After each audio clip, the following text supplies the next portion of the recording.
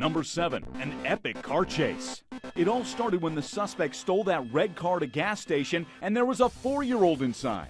He might be thinking, I got to get out of here. I got to get out of this vehicle. I don't want to be driving around with a child inside. So now it's time to carjack vehicle number 2, this gold minivan. The chase goes on. The suspect driving recklessly. And then he rear ends the black car right in front of him. the suspect is relentless. He hits another car.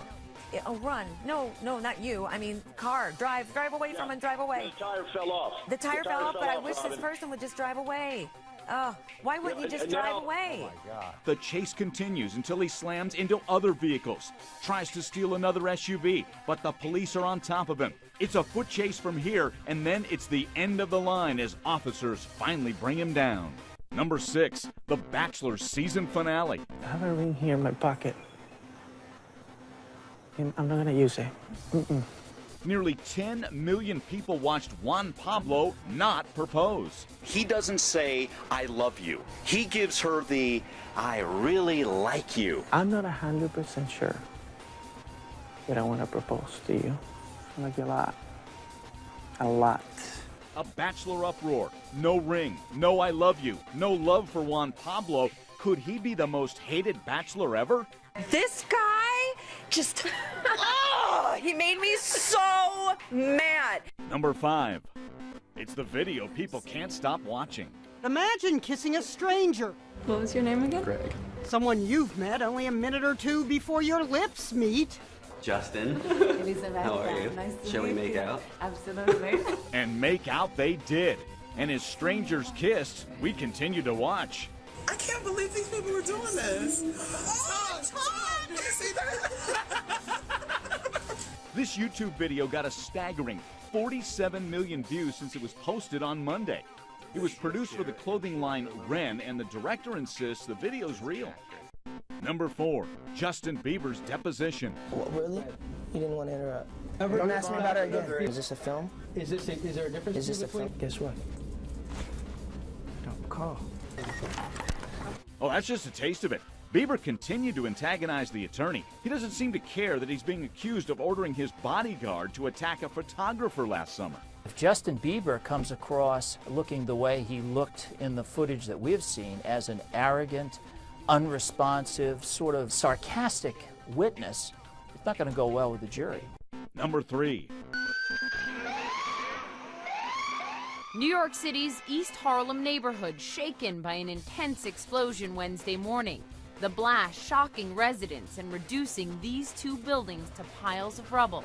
It was so powerful that you heard the boom and then it rocked the whole apartment. The gas company says it got calls from people who smelled gas, but before they could send crews to check it out, the explosion happened. All of a sudden, this explosion goes off. Boom! The kinetic energy had the door fly open. In the end, the blast killed 8 people and injured dozens. And it's feared that number might rise as first responders continue their search and recovery mission. Number 2, a car plows over people at the South by Southwest Festival in Austin, Texas. Out of nowhere, a car just barreled through some barricades and directly into a group of people. People down every 10 feet. Everywhere you look, somebody's been hit.